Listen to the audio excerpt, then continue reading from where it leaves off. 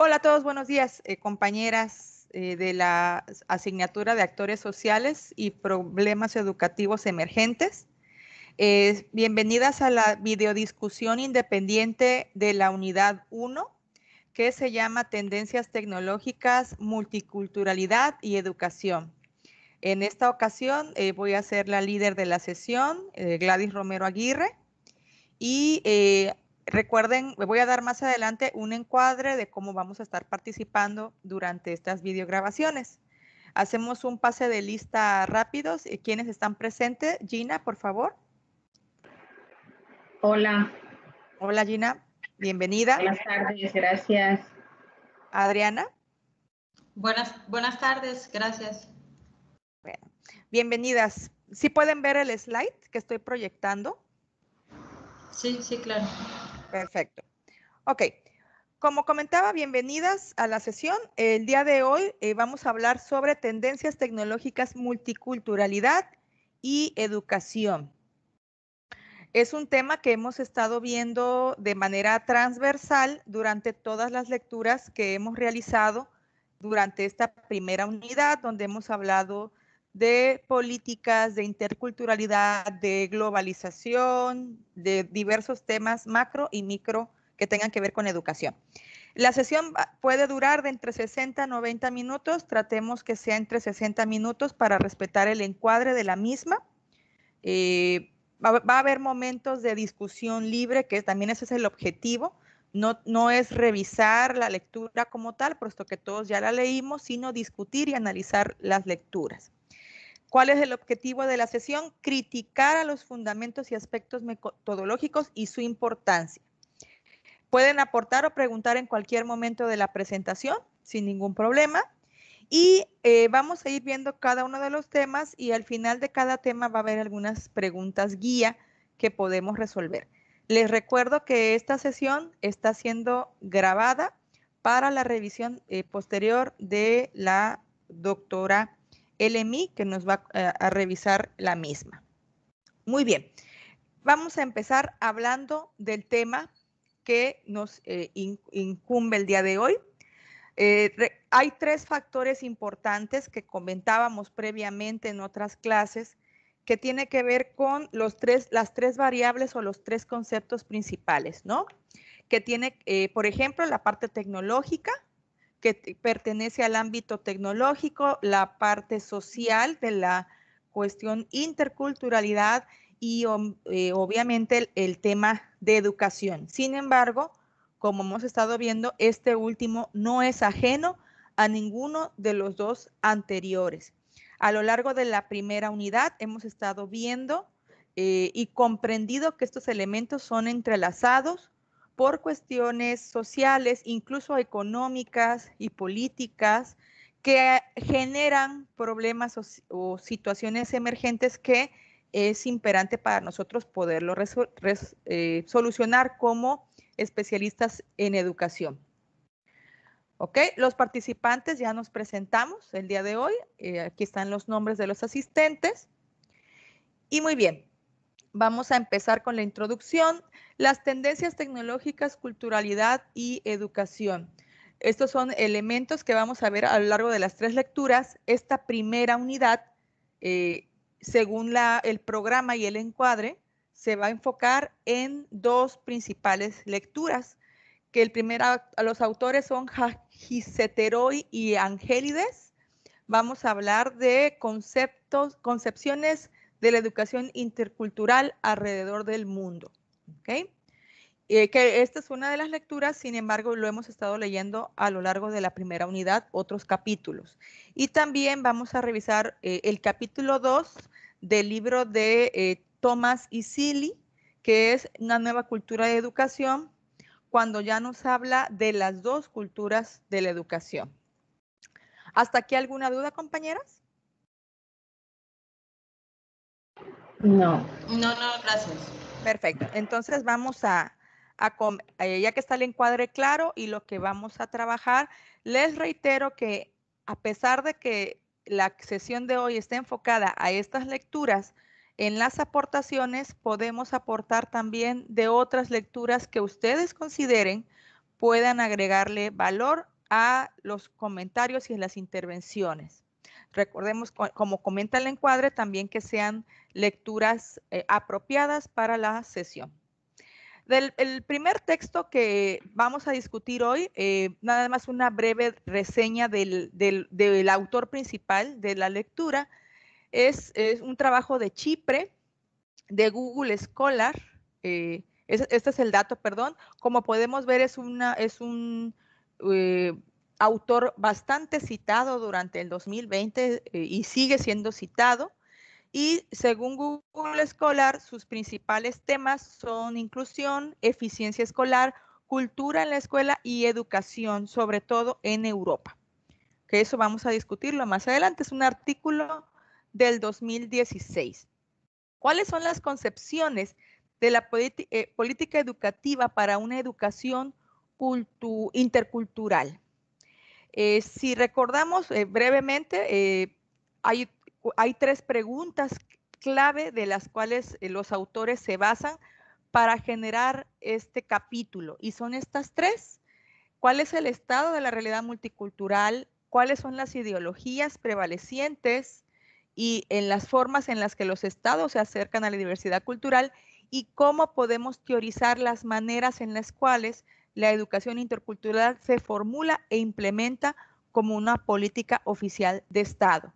En la parte de discusión, ustedes también vamos a discutir si el autor, los autores lograron este objetivo que se plantearon al final. De hecho, las dos lecturas tienen objetivos al inicio y que también sería interesante saber si realmente se logra llegar a esto.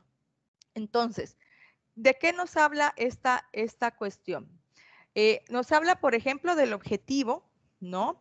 Que este objetivo es conceptualizar el desarrollo de políticas y su implementación sobre la educación intercultural, basándose en varios estudios empíricos que a lo largo de la lectura los van comentando, sobre todo en ciertos autores como Boll, o como Osra, que son los más útiles, y también nos habla de el aspecto macro y micro de las implementaciones de las políticas, según los datos que se revisan de manera empírica. También nos habla de las creencias, ¿no? Es decir, el impacto que tienen las creencias dentro de la inserción de las políticas. Esto tiene que ver mucho con la diversidad como tal. Por ejemplo, en la realidad mexicana, por ejemplo, los actores o el peso de los actores políticos que intervienen durante la creación e implementación de una política varía a lo que el autor menciona, que estamos hablando de Europa, por ejemplo. Son implementaciones que pueden variar dependiendo de las creencias que se tengan. Es decir, una política está permeada por las creencias de lo que debe ser la educación. También nos habla, por ejemplo, del aspecto de la coerción, ¿no? Cualquier implementación de políticas se toma en cuenta la capacidad de poder que tiene la política para imponer la agenda del Estado hacia otros. Entonces nos habla de coerción y también nos habla de influencia y cómo cada uno de los involucrados del proceso ejercen uno u otro de estos. Nos habla que es un proceso cíclico, que es decir, no es nada más creo, fomento una política y la implemento, sino que es un proceso que se retroalimenta. También nos habla del deslizamiento de la política, que es cuando la política se crea, pero que realmente no llega aquí se me fue aquí, que es cuando la política llega y no alcanza los niveles o hay mucha incongruencia o contradicciones de interés durante la implementación de la misma y al final nos hace unas recomendaciones. Bueno, hice un breve resumen porque ya ustedes ya leyeron esta lectura y hicieron algunos mapas mentales que van a compartir ustedes en sus carpetas de trabajo. Y bueno, esas son las aportaciones principales del autor. A manera personal me parece una lectura interesante, pero como cualquier lectura podemos someterla a una crítica. Y para esta actividad de la primera lectura tendremos 10 minutos.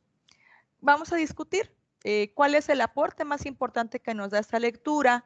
La realidad que exponen los autores puede aplicarse al sistema educativo mexicano y las expectativas sobre la educación no son producto de un cálculo racional, sino que varía culturalmente.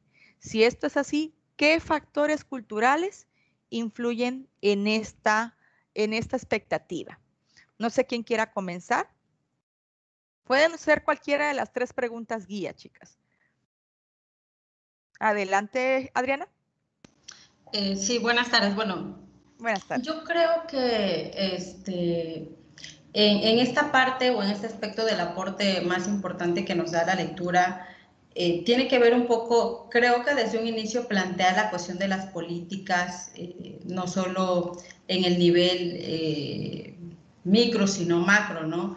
Y creo que nos da como una pauta para que cuando se realice o se está pensando la cuestión de políticas educativas, no solo pensemos en un entorno local, ¿no? Sino también considerar qué están haciendo otras entidades u organismos en este sentido. Y también aborda la cuestión de que cuando se plantea una política no solo se piense o no solo esté diseñada por ciertos por ciertos sujetos que muchas veces desconocen esa realidad que viven los verdaderos actores que están inmersos en la educación. Y cuando hablamos de la educación intercultural, hay muy pocas personas formadas en ese enfoque. Entonces, para plantear una política de educación intercultural, tendríamos que buscar precisamente no solo a los actores, a los estudiantes, a los padres de familia, sino también a esas personas que a lo mejor se están formando en ese sentido y pudieran abonar en la creación de una política o reformulación de una política en el sentido intercultural. Entonces, creo que sí nos da muchos elementos desde la cuestión de política, desde la cuestión de los nuevos estudios, hacia dónde deben enfocarse los nuevos estudios en el aspecto de la educación intercultural. Hay muchas, si bien han surgido políticas, posiblemente estas políticas no estén cumpliendo muchas veces las expectativas de ese sector, ¿no? Que son principalmente poblaciones vulnerables y se ha pensado muchas veces que la educación intercultural solo está enfocada en zonas indígenas, ¿no? Y no es así, o sea, la educación intercultural la podemos vivir en cualquier contexto, en cualquier grupo, en cualquier situación, ¿no? Entonces, yo creo que nos aporta desde la cuestión de analizar y profundizar e ir más allá en los sentidos de la educación intercultural y las políticas que se han realizado en el enfoque intercultural.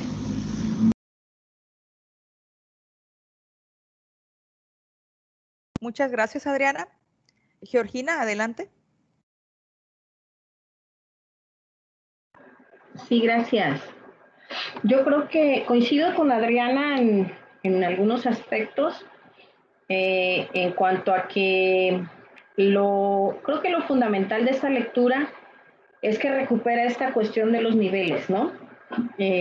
A veces, digo, hasta por cuestiones de metodología en la investigación educativa, se tienen estas tendencias, ¿no? O haces un trabajo a nivel micro o lo haces a nivel macro. Yo creo que esa es una de las limitaciones, me parece a mí desde mi formación como socióloga, antropóloga social, de los trabajos que se generan, ¿no? Porque se limitan a una cuestión muy, muy delimitada. Entonces, ese trabajo justamente enfatiza las dos grandes tendencias, ¿no? O se hacen trabajos de análisis a nivel internacional o macro, o desde las políticas nacionales o gubernamentales, o políticas internacionales en un sentido educativo, que emanan de los grandes organismos, ¿no? Que ya conocemos, la OCDE, el Banco Mundial, el Banco Interamericano de Desarrollo, el Fondo Monetario Internacional, etcétera, que pues finalmente son los que financian, ¿no? inclusive algunos proyectos, ¿no? Para ver cómo está la educación en el mundo y tener un panorama a nivel internacional o a nivel mundial de cómo estamos, ¿no? Cómo estamos como especie, ¿no? Como humanidad, ¿no?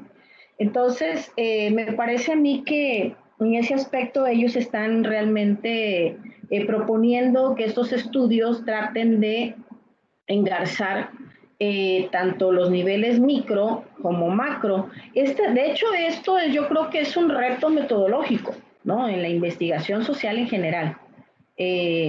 Pudiera decir que en las experiencias propias de investigación, probablemente ustedes las han tenido esas preocupaciones, o a lo mejor no, el cómo poder visualizar, ¿no? Desde el trabajo que estoy realizando, en un poblado, en Tabasco, en una comunidad, ¿no? Rural, cómo se reflejan estos procesos que tienen que ver con cuestiones de economía internacional, ¿no? O un modelo económico que está permeando ciertos procesos, por ejemplo, laborales, ¿no? De migración. Y aquí es donde entran estas cuestiones de multiculturalidad, ¿no? O sea, ¿qué da pie a estos procesos de multiculturalidad? O sea, esos procesos de migración, tanto de campo-ciudad en un mismo país, como de migración de un país a otro, o por ejemplo, México, Estados Unidos, ¿no? Que sabemos que la gente migra históricamente, desde el ya famoso histórico bracero, ¿no? Que obedeció pues a una guerra mundial, se trasladan los soldados, ¿no? A pelear a otro país y necesitan mano de obra en las granjas en Estados Unidos, y bueno, los mexicanos están disponibles y empieza un proceso migratorio legal, ¿no? Y de ahí pudiéramos hablar, ¿no? Históricamente lo que ha sido ese proceso hasta el día de hoy, que ya estamos teniendo migraciones a Canadá, por ejemplo, ya de manera legal, flujos migratorios en los que ya las mujeres también se han insertado, ¿no? En estos procesos. Y fundamentalmente creo que la migración ha sido uno de los puntos importantes o fundamentales para dar pie a estos procesos, ¿no? ¿Por qué migra la gente en el mundo? Bueno, lo sabemos nosotros, tenemos migración de paso de Centroamérica, ¿no? Migran por distintas situaciones que pudieran ser violencia estructural inclusive, ¿no? Entonces, los gobiernos nacionales están totalmente involucrados en estos procesos. Ahora, ¿qué pasa con la educación? ¿Cómo la podemos ver y visualizar aquí? ¿No? Pues obviamente que si en tus países de origen no hay el soporte estructural en cuanto a la educación para que las personas puedan acceder a una formación, ¿no? Que les dé o les permita mejores colocaciones laborales, etcétera. Digo que ese sería el ideal, ¿no? Sabemos el día de hoy que eso no es así, que ya no es así, que eso ya se rompió, ¿sí? Entonces, ¿qué pasa? Bueno, pues finalmente la gente va a entrar a otros tipos de procesos que son formativos. Me gusta aquí ya esta parte a donde me lleva, porque entramos a una parte donde, aunque esta lectura no la plantea, esta primera lectura no la plantea, en la parte de las tendencias tecnológicas, ¿no? Y de cómo esto está dando pie a otro tipo de procesos, ¿sí? De aprendizaje, ¿no? Lo vimos con algunas lecturas que tuvimos por ahí de aprendizaje invisible, aunque hicimos algunas críticas a esta perspectiva. Sin embargo, es algo un concepto que por lo que veo está apuntalando también, ¿no? En la lectura de Thomas, me adelanto un poquito, en la cuestión del aprendizaje invisible. Entonces, aquí cómo se engarza con la cuestión de las tendencias tecnológicas. Lo vimos igual al principio, ¿no? de la unidad, cómo estos avances tecnológicos nos están llevando a nuevas formas, ¿no? Incluso a nuevas formas de pensar, incluso a nuevas estructuras mentales, incluso a que el cerebro está ya trabajando de otra manera, ¿no?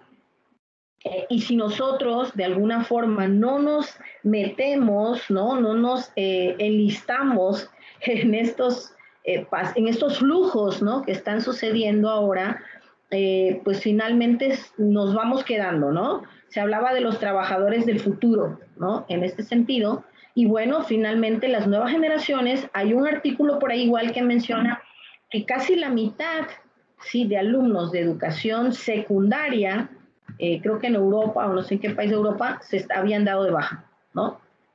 ¿Qué quiere decir esto? Que está rompiendo, ¿sí?, con las expectativas que habían de la escolarización y por tanto de la escuela. ¿Qué tanto nos falta para que esa generación pase ya a colocarse, ¿no?, a lo que pudieran ser los espacios laborales? Y yo creo que vamos aún más allá con todo esto, con esas tendencias tecnológicas, con estos procesos educativos y con estos procesos de multiculturalidad. Vamos más allá, ¿por qué? Porque imaginamos un futuro en el que la gente está autogestionando sus empleos, pero en función de qué, quién va a controlar, ¿no?, esas necesidades laborales o esas necesidades de empleo, o quién va de alguna forma a organizar el mercado laboral. Entonces se desconfigura de cómo nosotros estamos teniendo visualizado el mundo prácticamente, la organización económica, política. Claro, es más Entonces, macro. esto rompe, ¿sí? Entonces, si yo aterrizo ya, pero no quisiera excederme, no sé qué tiempo llevamos, porque pudiera continuar, pero quisiera dejar hasta aquí el comentario porque tengo respuesta para la segunda pregunta, que es: ¿la realidad que exponen los autores puede aplicarse al sistema educativo mexicano? De entrada, puedo decir que sí, como un ejercicio analítico, ¿sí? Como un ejercicio analítico se puede. Tengo algunos datos que me gustaría exponer a la luz de esto que se está planteando en esta lectura, pero me gustaría dar paso a otros comentarios por lo pronto. Gracias. Te agradezco mucho, Gina. Y yo concuerdo con las dos, con lo que comentaron. Creo que es un acercamiento interesante, sin embargo limitado, por la cuestión geográfica, ¿no?, y la visión. Como bien comenta Gina, si revisamos lo que espera de la educación la UNESCO, los bancos mundiales y lo que se traduce en leyes y financiamientos que vienen de los bancos también a los países que cumplen con esas leyes, esas reformas educativas, pues también a lo mejor no hay un buen aterrizaje, ¿no? Sobre todo en el tema de tendencias tecnológicas, que es el siguiente que vamos a ver. Pero sí, hay un metodológico, incluso en el mismo México, ¿no? Entender que el solo México y su variedad que tiene interna, económica, social, pues también implica un reto cuanto mucho más en la educación comparada cuando lo hacemos con otro tipo de naciones y otro tipo de historias educativas. Y el tema de migración que comentas, Gina, también muy interesante y lo vamos a ver en siguientes unidades. Entonces ahí vamos a, sí, en hablar al sentido, respecto y me imagino que va a ser un tema interesante. Adelante. Sí, en ese sentido, Gladys, bueno, respecto a este proceso de aplicación, ¿no?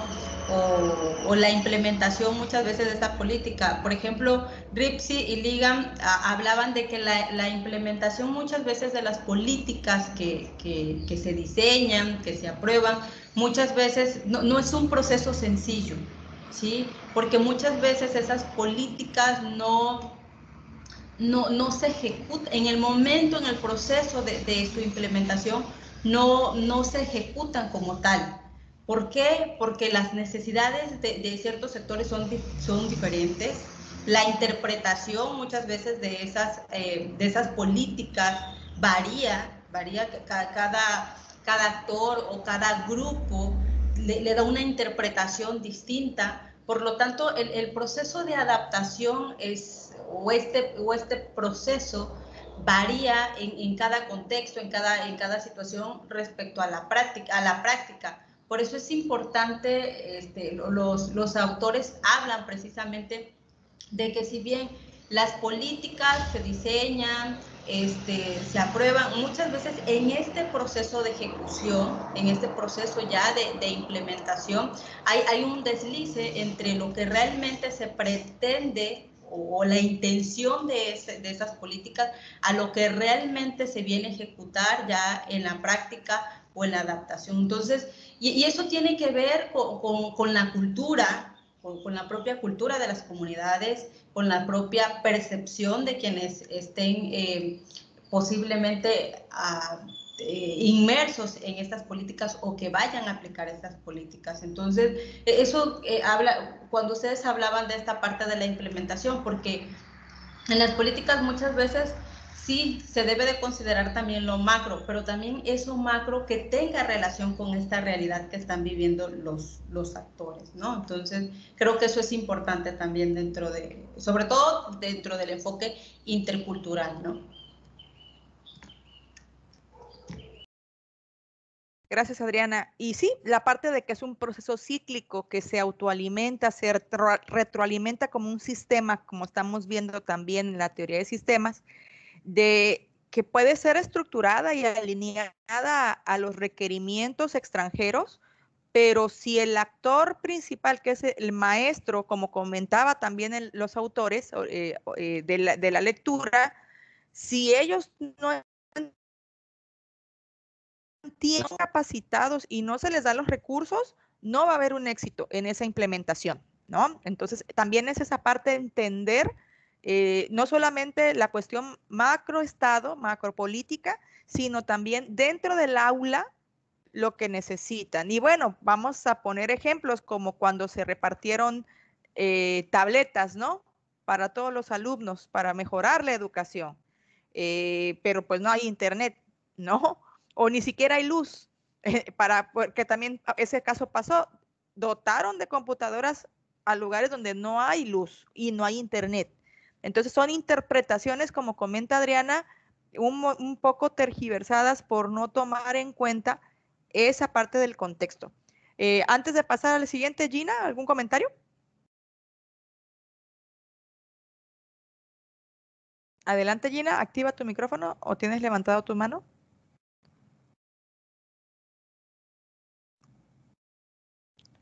Bueno. Sí. Me queda la duda si cuando alguna hable fuera importante que las otras cierren la cámara, porque yo no sé si eso hace que se pierda un poquito el sonido. Me queda la duda. Bueno, comento. Perdón, ¿me repites la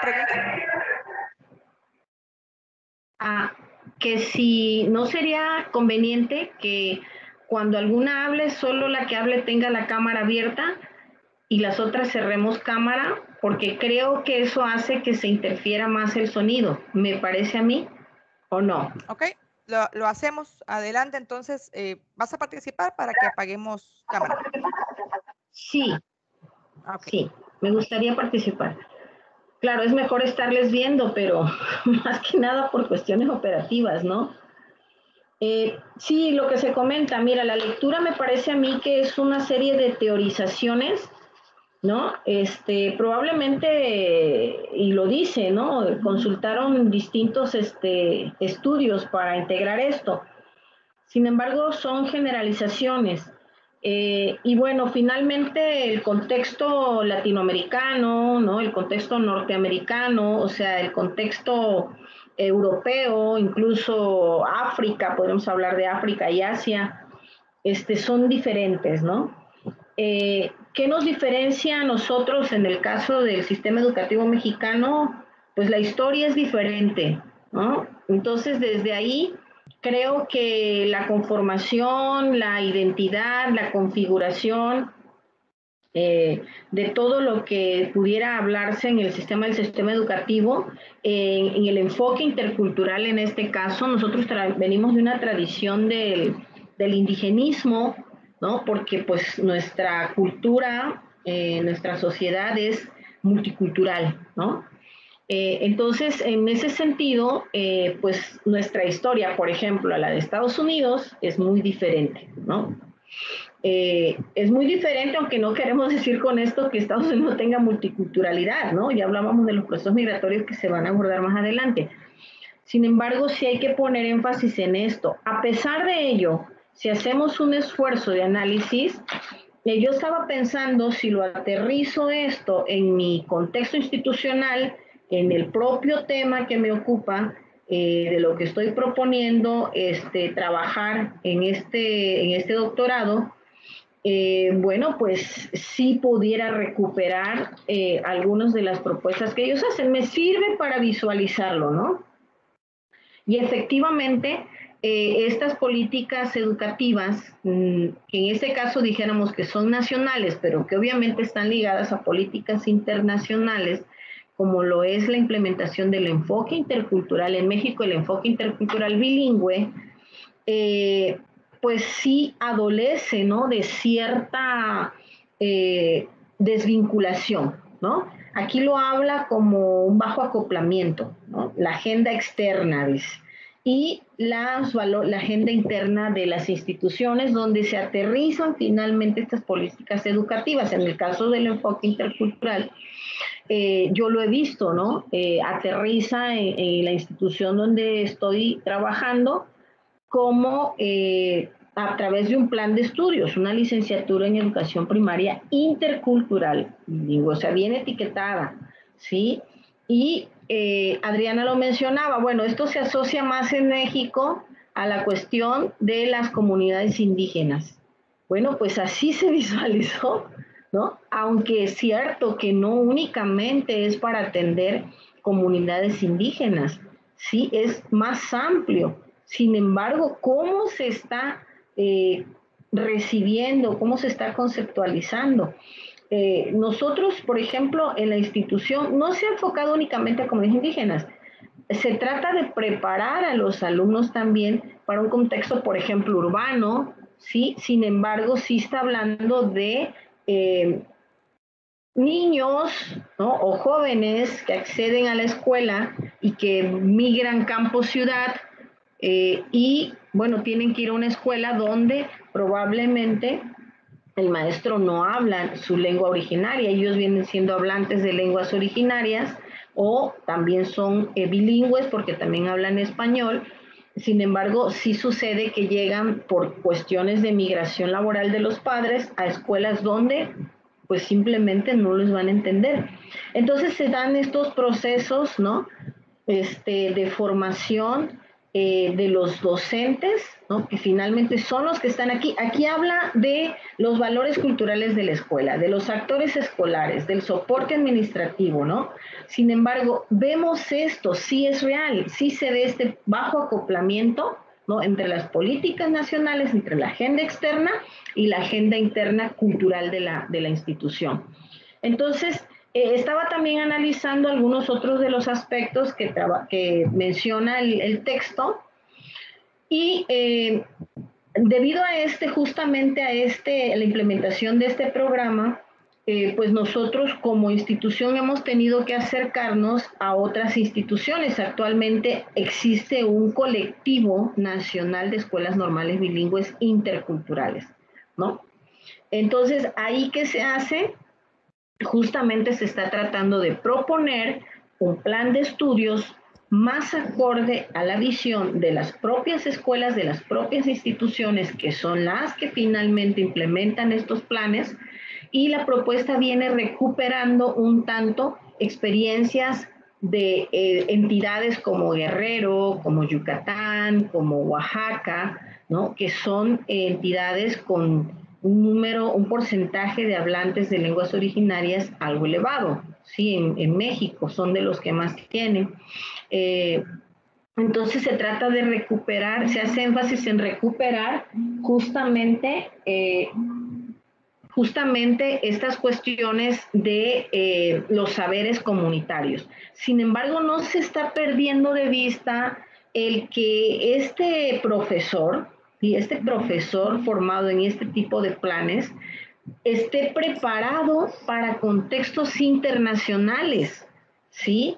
Esté preparado también para en algún momento poder trabajar en otro país, Entonces, esto a mí me parece muy interesante, muy importante, que desde las escuelas, ¿sí?, se esté visualizando. ¿Hay un vínculo con las autoridades encargadas de esto? Sí lo hay. Entonces, se está dando un proceso bien interesante, en lo que esto que se está planteando aquí, sí, lo vemos, proyectado. Sin Muchas embargo, gracias. obviamente que también hay limitaciones, ¿sí? Como en todo, pero bueno, quería hacer esta aportación. Muy interesante lo que comentas, compañera. Adriana, vamos a seguir con el siguiente autor y les recuerdo que vamos a tener un espacio al final para discutir ya a manera transversal todo lo que están comentando actualmente. No se preocupen, tendremos suficiente espacio para el diálogo.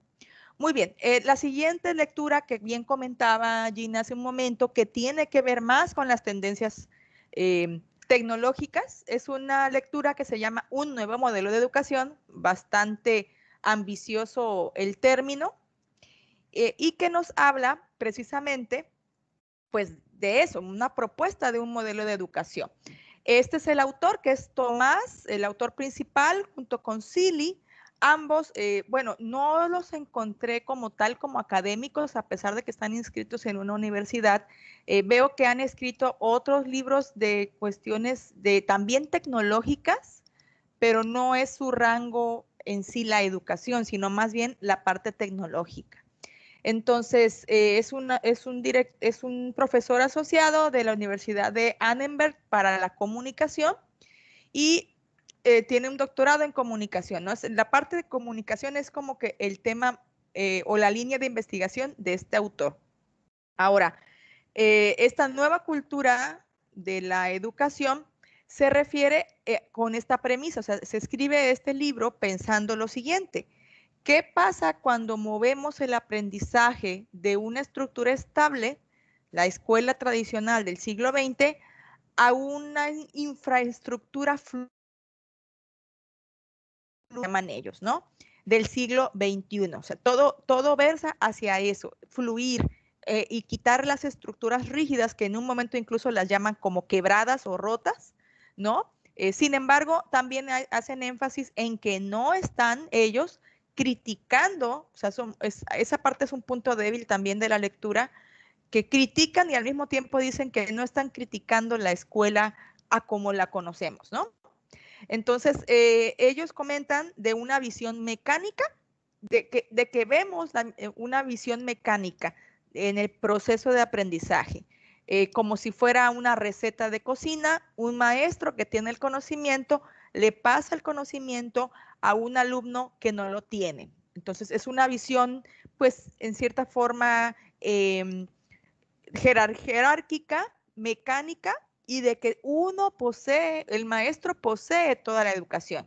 Y así viene del modelo desde que tenemos prácticamente escuela, ¿no? De que el maestro es el que posee el conocimiento. También nos habla de ambiente flexible, disponibles.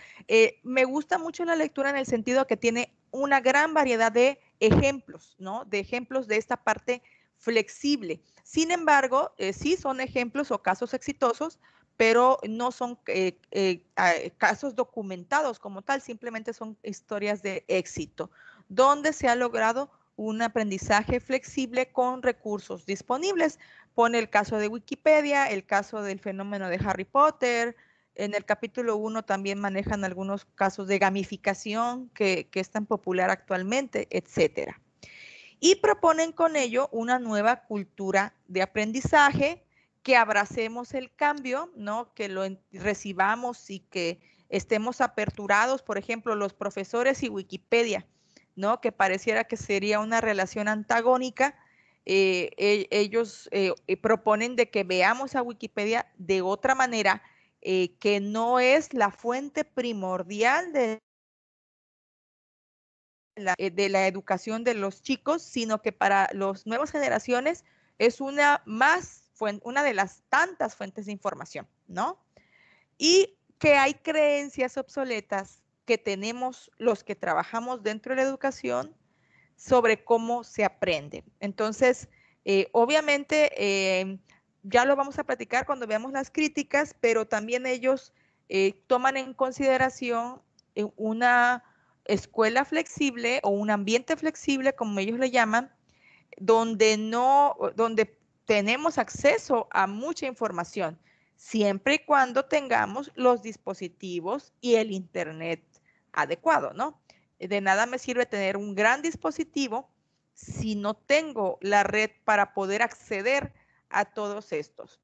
Entonces, ustedes también recordarán, por ejemplo, bueno, a mí sí me tocó todavía estudiar un sistema educativo con máquina de escribir manual, ¿no? Y mi hermana más pequeña, ella sí estudió con computadora. Entonces, eso es una brecha también digital, porque en cierta forma yo aprendí también a hacer mis tareas yendo a la biblioteca, ¿no?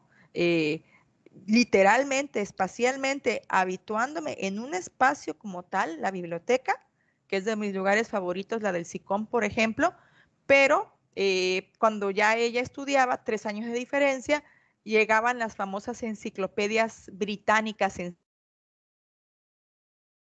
¿no? Entonces, tecnologías emergentes en ese momento.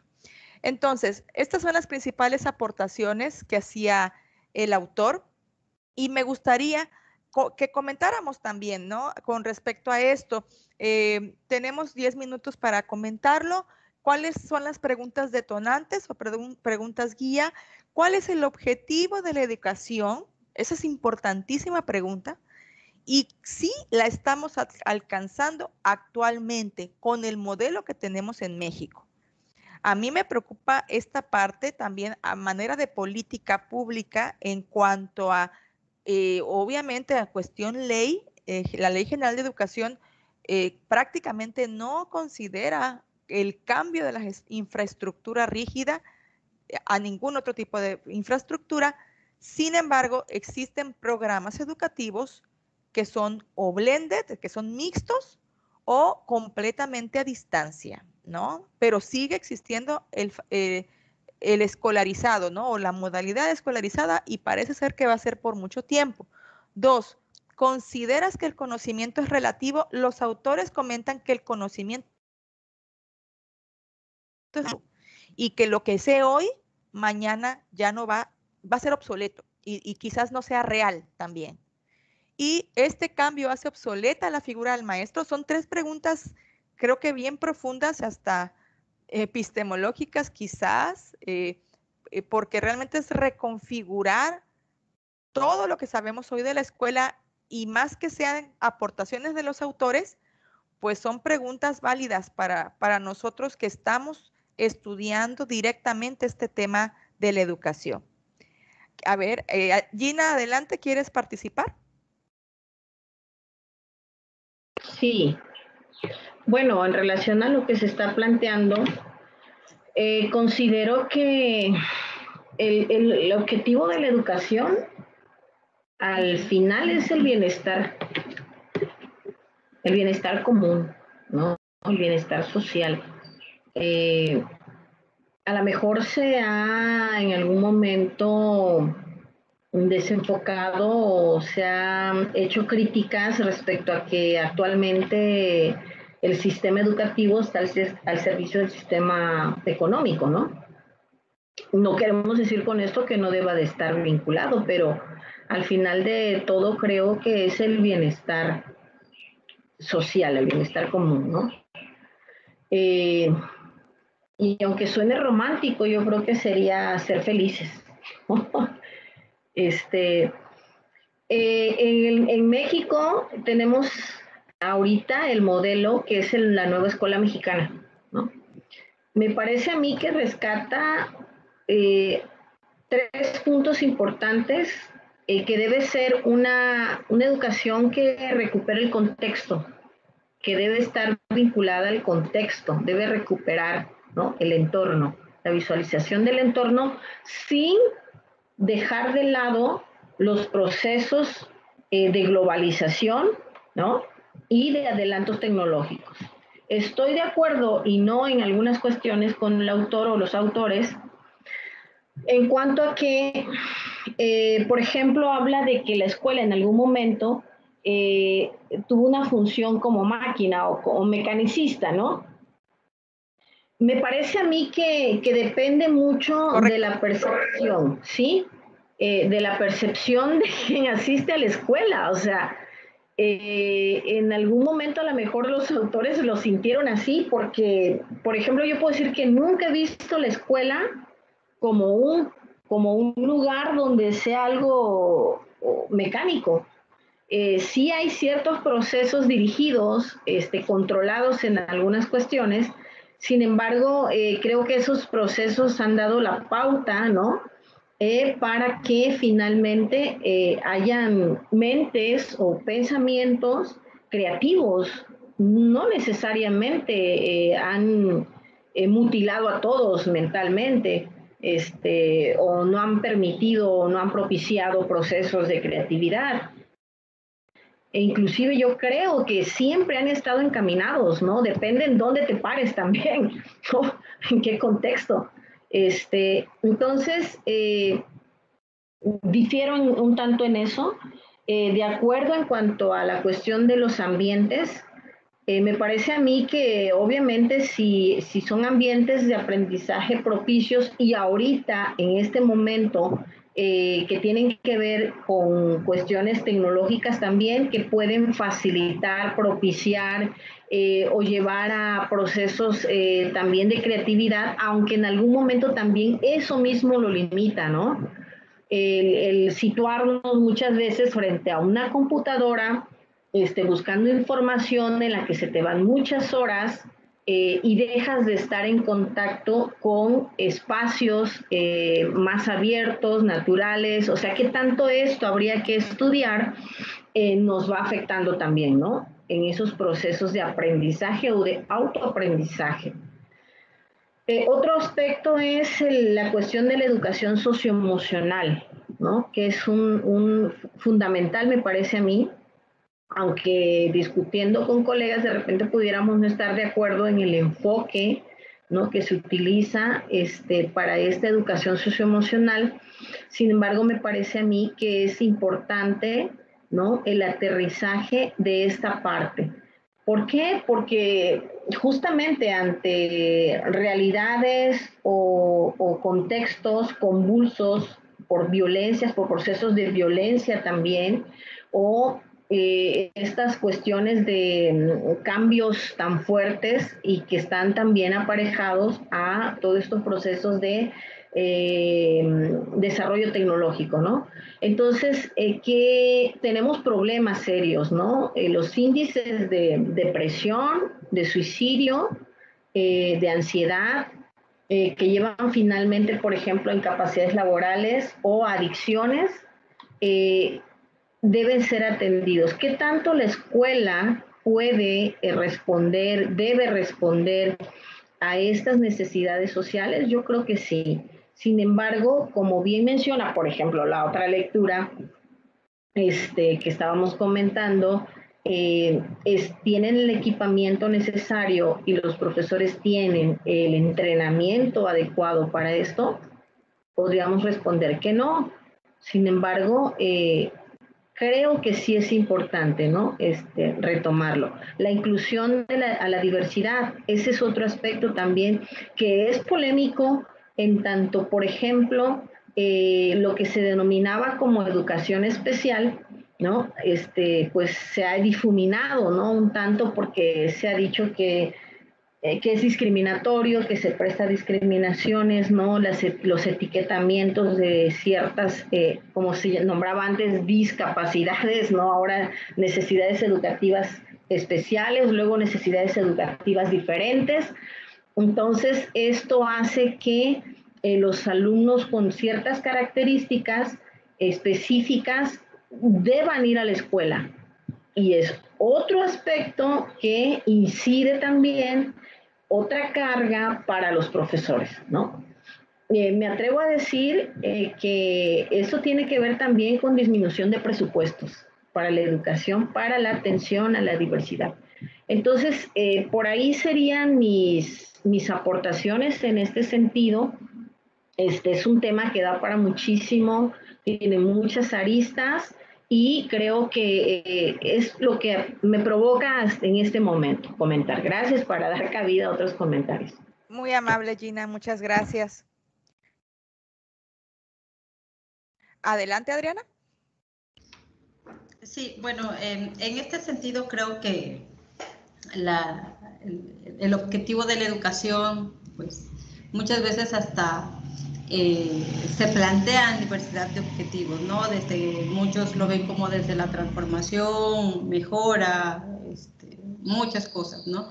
Pero creo que en este sentido de si se está alcanzando con el modelo actual mexicano, yo creo que tienen que ver muchos factores, ¿no?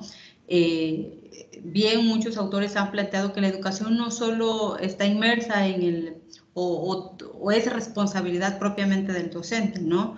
Sino también la familia, y no solo también considerar a lo mejor el Estado. Si bien, como comentaba Gina, ¿no? Hay muchas a lo mejor cuestiones que tienen que ver con recursos, políticas y demás, muchas veces se tiene que pensar también desde la participación de diversos actores en este elemento fundamental que es la educación, ¿no? Creo que muchas veces pensamos o en reiterar o en muchos estudios se ha hecho hincapié de que no es solo responsabilidad del docente, ¿no? Y el hecho también de que existan políticas en este sentido, no solo es como comentaba el anterior autor, ¿no? No solo es la cuestión de la política, sino cómo se interpreta esa política y las viabilidades para la ejecución de esa política. Entonces, si se está alcanzando, en el sentido de si se está alcanzando con el modelo actual mexicano, creo que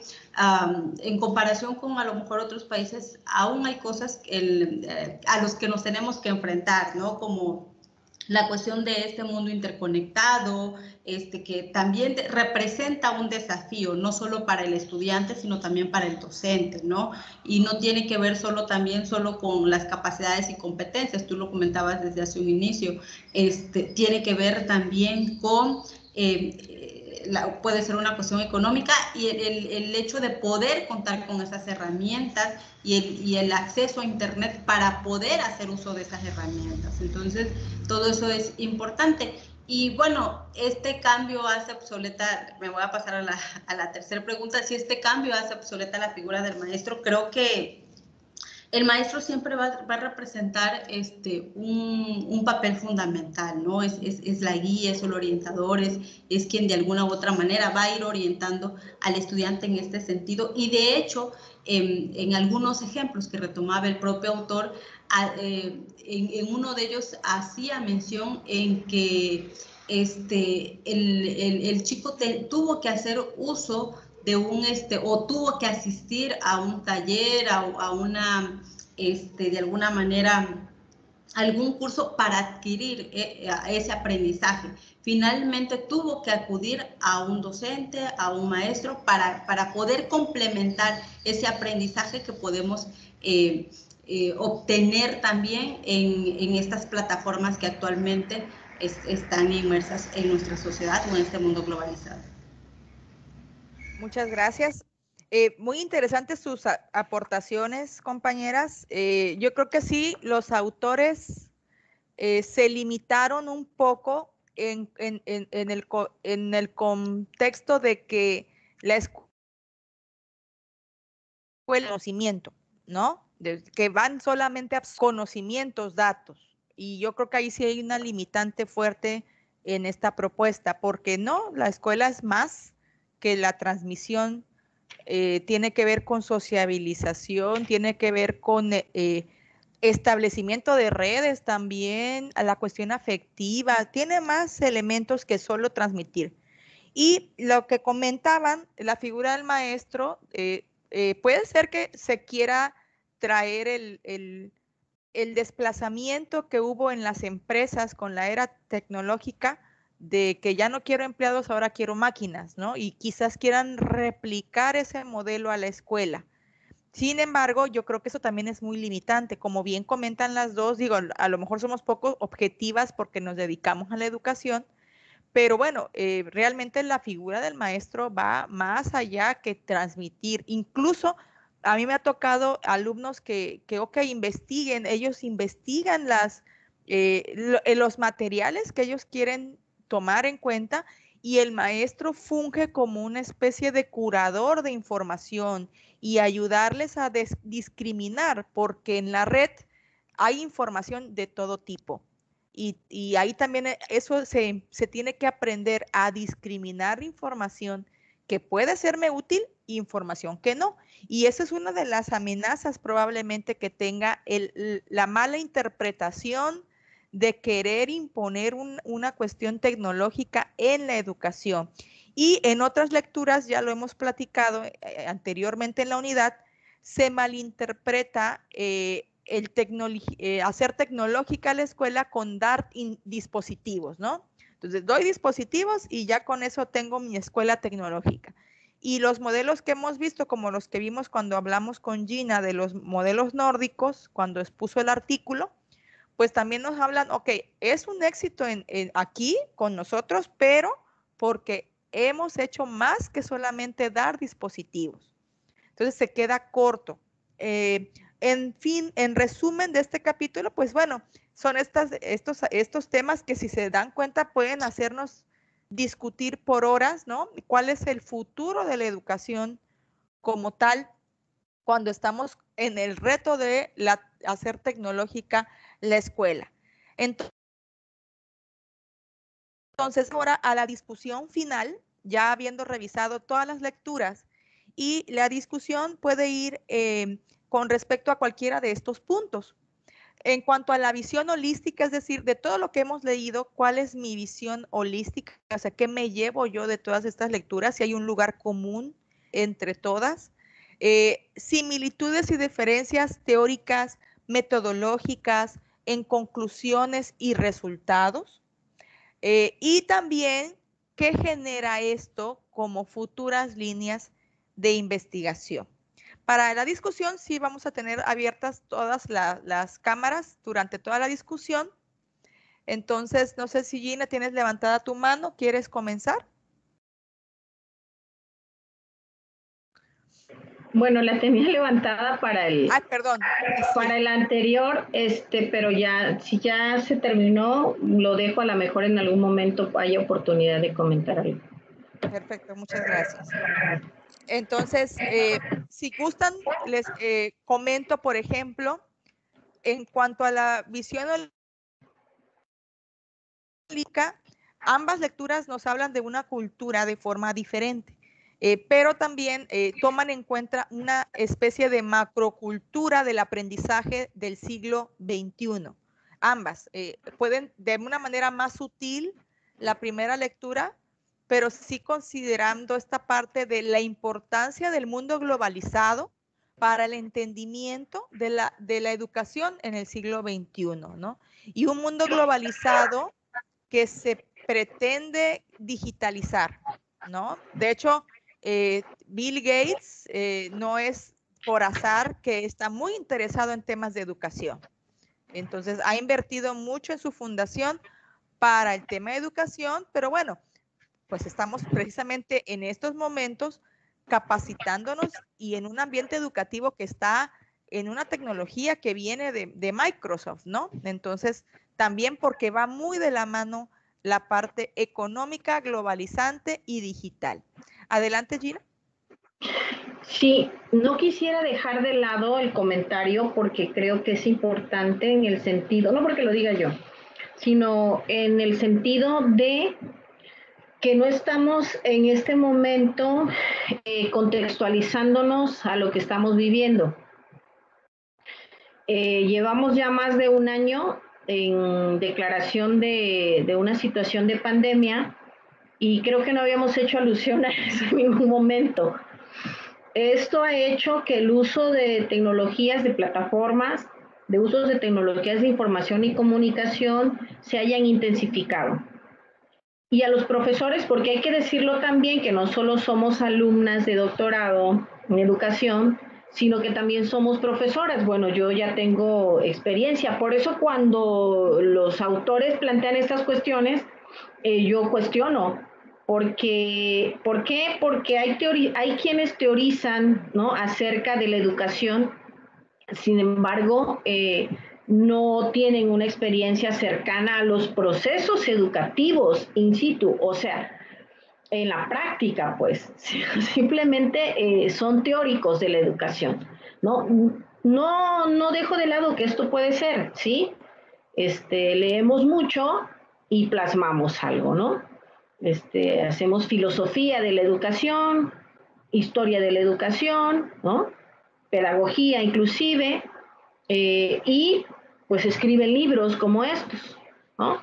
Sin embargo, cuando puedo ver un trabajo con referentes de experiencias también, se nota cuando los autores tienen experiencias, ¿no?, referentes prácticos también y teóricos, es distinto. Entonces, por ejemplo, ahorita el uso de la tecnología ha sido intensificado, nos obligó a muchos, ¿no?, a actualizarnos en este sentido, nos dio otra perspectiva totalmente diferente, y desde dentro de esos procesos, efectivamente, el profesor no desaparece, ¿sí? No desaparece y creo que no va a desaparecer, ¿sí? Debe haber siempre una guía. Digo, es histórico, o sea, los maestros han existido creo desde el principio de los tiempos, ¿no? Solo se va transformando, ¿no? Se va transformando de acuerdo a las pautas que van habiendo, ¿sí?, en el momento que, por ejemplo, ahorita en lo que estamos viviendo, ¿no? Entonces, creo ahorita ya con lo que estás comentando, nos da una visión holística de la situación, nos ayuda, ¿no? Sí nos dan más elementos por ahí, ¿no? Nos ayudan a aterrizar algunas cuestiones. Sin embargo, muchas lecturas que hemos estado haciendo nos han estado aportando cada uno a esa visión. En mi caso me ha estado haciendo que aristas que yo veía de una manera general, bueno, voy profundizando en cada una de ellas a través de estas lecturas. E inclusive, bueno, pues también a veces podemos nutrirnos de otras lecturas que no están consideradas, sin embargo, que vamos haciendo por nuestra cuenta. También nosotros estamos inmersos ya en estos procesos de autoaprendizaje, ¿sí?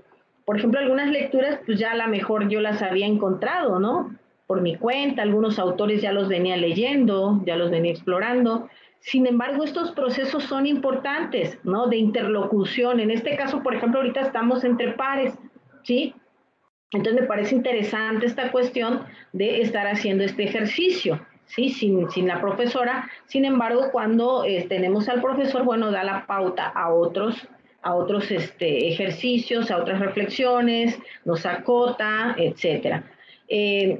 Me preocupa, por ejemplo, y ¿a dónde me lleva esta reflexión? Inclusive al proceso mismo que estamos gestando nosotros ahorita, de si será que está bien, será que a la profesora le va a parecer lo que estamos haciendo y cómo lo estamos haciendo, ¿sí? O sea, todavía ese referente mental, ¿no?, de la figura del profesor, que no sabemos si va a estar de acuerdo con lo que estamos comentando, ¿no? Si lo hicimos bien, lo haríamos bien o no. Entonces, despojarnos de eso, de esa parte, pudiera parecer un poquito complicado, complejo, porque venimos de un proceso formativo de esa manera, ¿no? Entonces, tendríamos que empezar también nosotros por deconstruir, ¿no?, esta parte, ¿no?, a nivel de experiencias.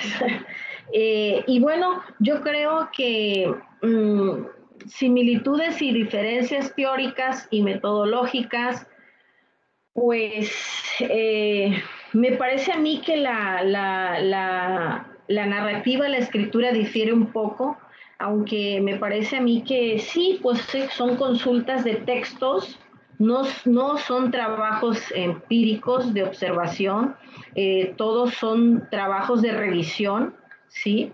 Y finalmente de conjugación o conjunción de un análisis sobre ciertos temas, en este caso la educación, ¿sí?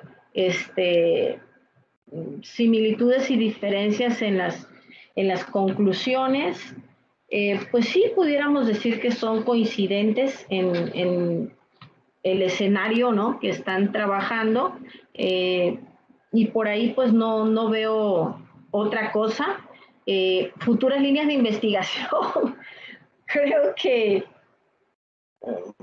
no puedo visualizar en este momento, sí, hacia dónde pues, necesitaríamos, creo, mayor información como para poder decir, las futuras líneas de investigación se apuntalan por esta vía. A lo mejor ahorita escuchándoles, ¿no?, retroalimentándome de sus ideas, pudiera también visualizar este punto. Gracias. Claro, gracias, Gina.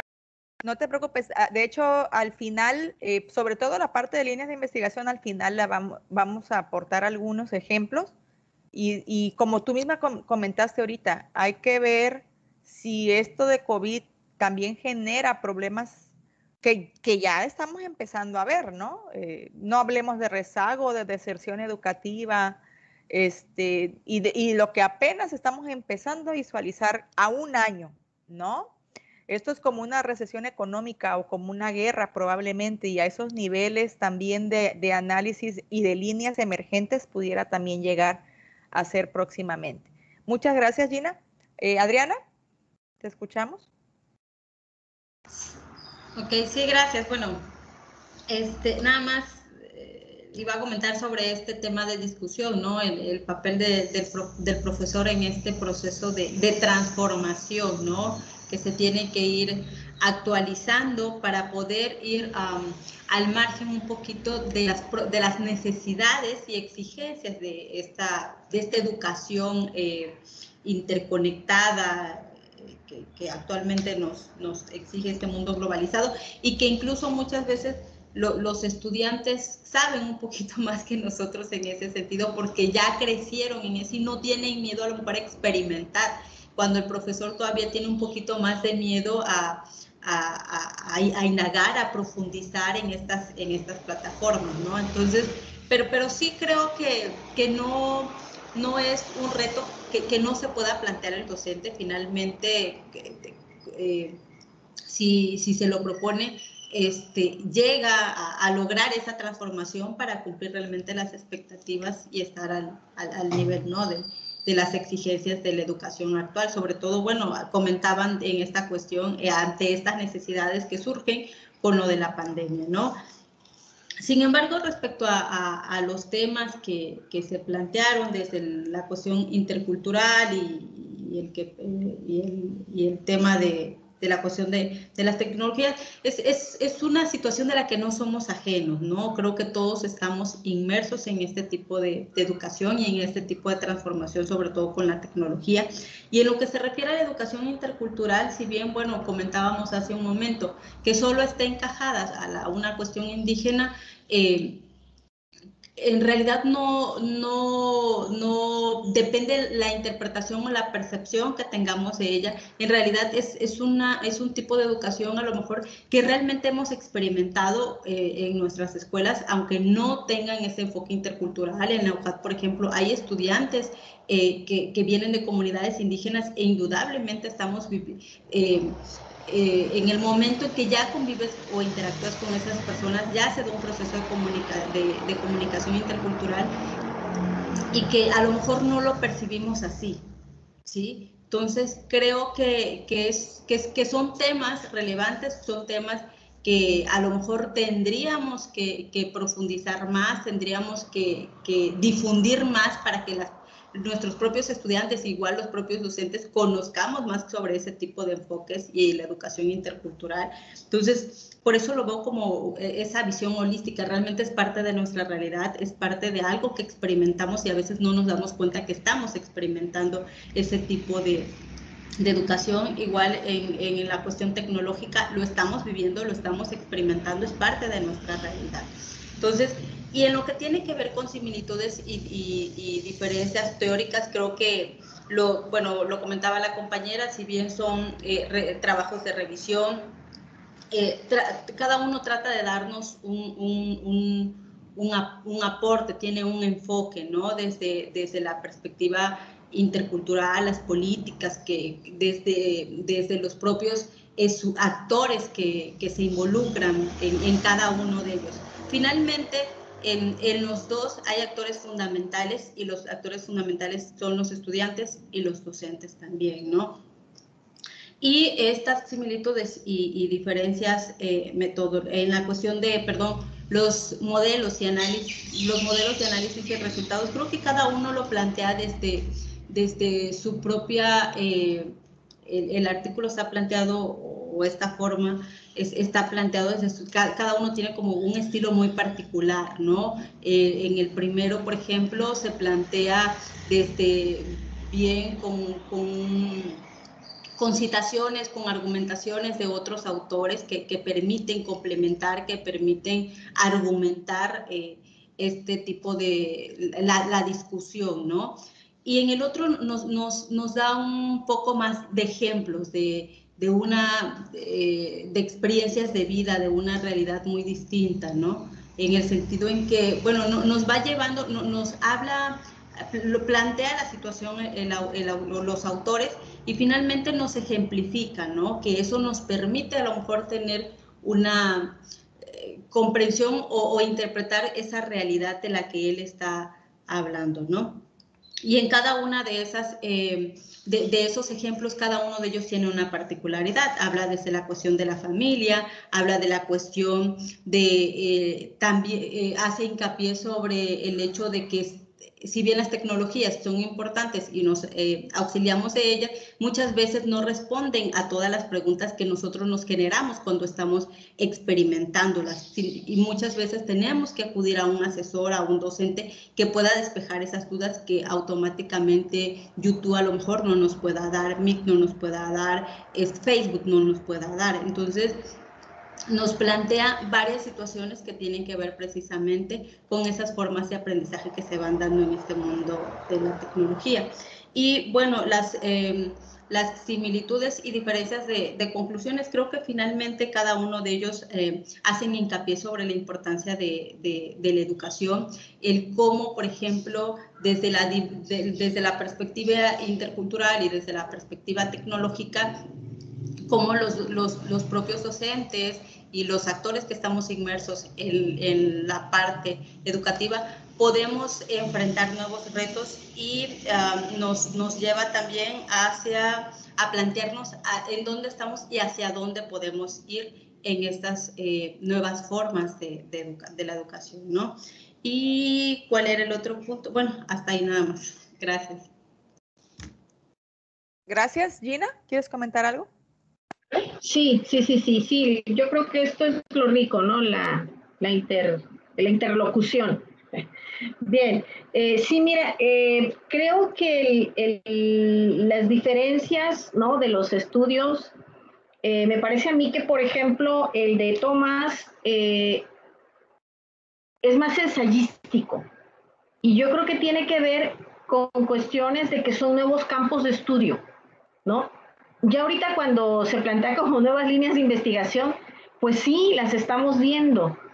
Es una realidad que no existía hasta hace algunos años, ¿sí? En tanto no existían estas tecnologías, no existían estos procesos. Entonces no hay estudios al respecto. Son nuevos campos de estudio, ¿sí? Entonces yo creo que va a surgir una gama de estudios al respecto, o ya están surgiendo, pero como un nuevo campo de estudio. En tanto es así, estos trabajos son más, no quiero decir de inspiración, pero sí sentando algunas temáticas, ¿no? De lo que se observa, de lo que se ve, son reflexiones, ¿no?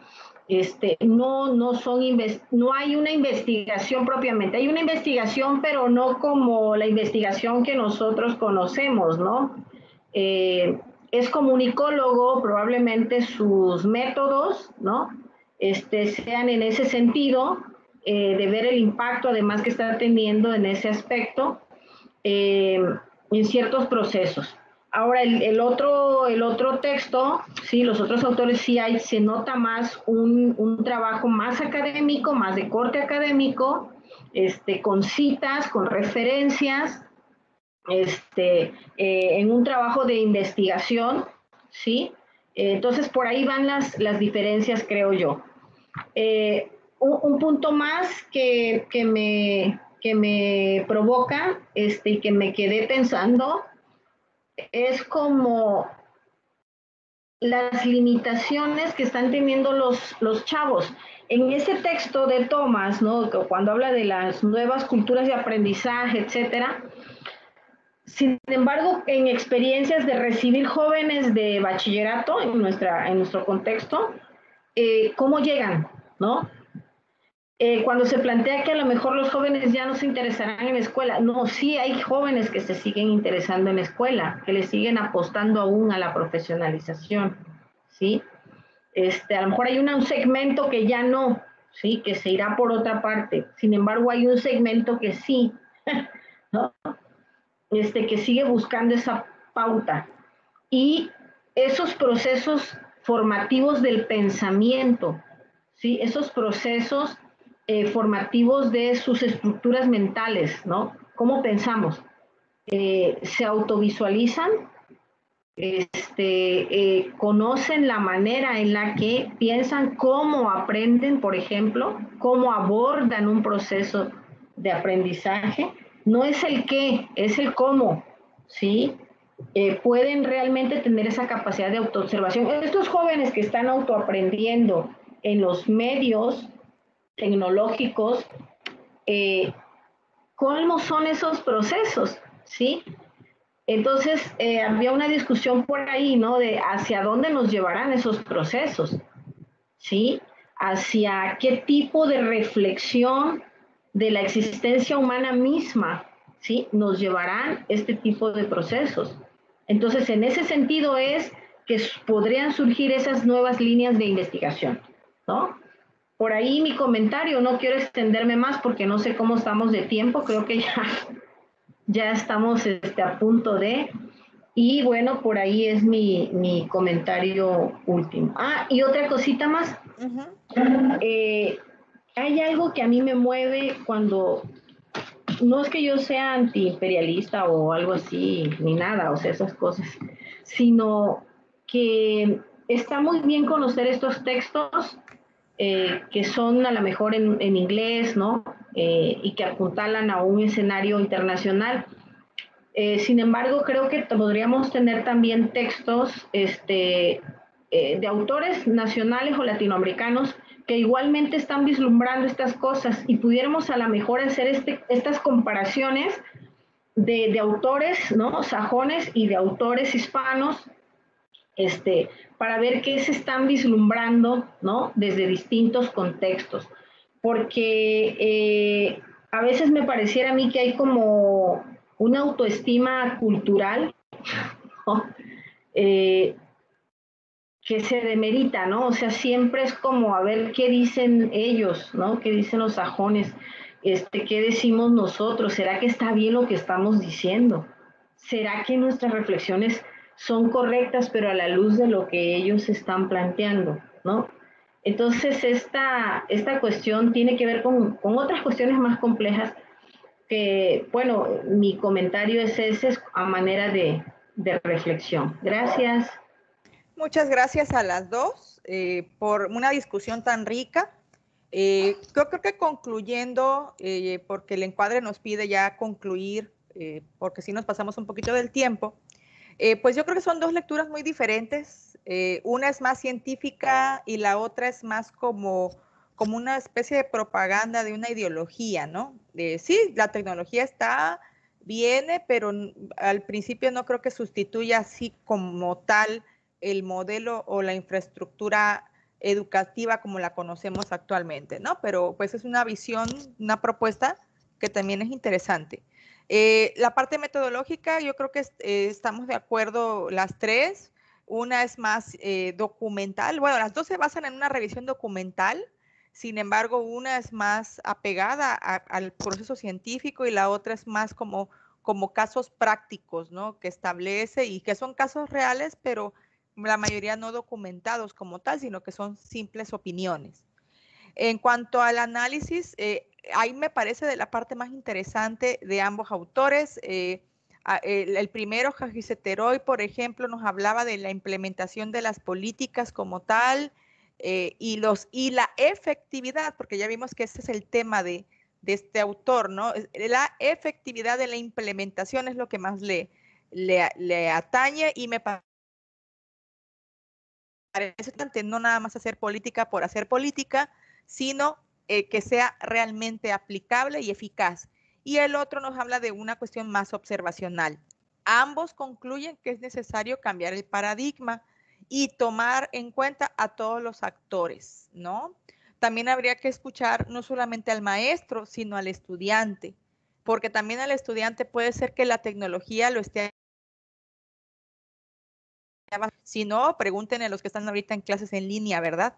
No todos, damos por sentado que porque son jóvenes, todos manejan la tecnología al 100% y no es cierto. Esa parte es una brecha todavía importante y también entre profesores, no todos manejan la tecnología en un 100% y esa brecha puede generar otra línea de investigación, como bien comentaba Gina, que me parece muy interesante esta que propuso, ¿no? De cómo esta tecnología también está dañando la manera de pensar, ¿no? O los procesos de pensamiento, incluso de aprendizaje también, ¿no? Entonces, de hecho, ya se investigaba que sí hay un cambio en las habilidades intelectuales superiores, que de hecho no todos los adultos alcanzábamos los niveles más altos de madurez intelectual, y eso es un estudio de hace 30 años, entonces, y sería interesante retomar ese tipo de estudios longitudinales para entender si la tecnología, así como nos ayuda, también nos podría estar afectando. Y propondría yo también una cuestión que sería pues la educación del siglo XXI, ¿no? Los modelos educativos y su filtración con las nuevas modalidades y también la cuestión de interculturalidad tecnológica que quizás pudiera ser interesante como una propuesta de línea de investigación. Estas son las fortalezas y debilidades que discutimos. Yo creo que todas estamos de acuerdo que son lecturas de impacto para aprendizaje de nosotros, pero probablemente no para impacto de trascendencia, de ciencia, ¿no? O de teoría incluso. Y pues son dos lecturas importantes, pero también concuerdo con Gina que también habría que incluir literatura más actualizada y quizás también más local, de la perspectiva de lo que está pasando. Digo, son interesantes, pero sí faltaría agregar esta cuestión. Compañeras, les dejé en el chat un video, no lo vamos a poner por tema de tiempo, pero es un video donde Thomas explica su paradigma, ¿no? Entonces, les dejo la liga por si les interesa seguir ahondando en el que lo pueden revisar. Está muy interesante, muy parecido a lo que dice el libro, pero también pudiera ser de interés para todos. Y estas las referencias que utilizamos para la videograbación. Agradezco a las dos por su participación. Las notas que ustedes hicieron, mapas mentales que me comentaron que hicieron, que se sugiere en la rúbrica, me comentaron que las van a subir a sus carpetas. Lo comento a la profesora cuando vea el video, esté enterada al respecto. Y pues bueno, eso sería todo por hoy. Les agradezco su participación y atención. Muchas gracias. Y sería todo por hoy. Me despido. Cuídense mucho. Muchas gracias. Gracias. Hasta luego. Hasta luego.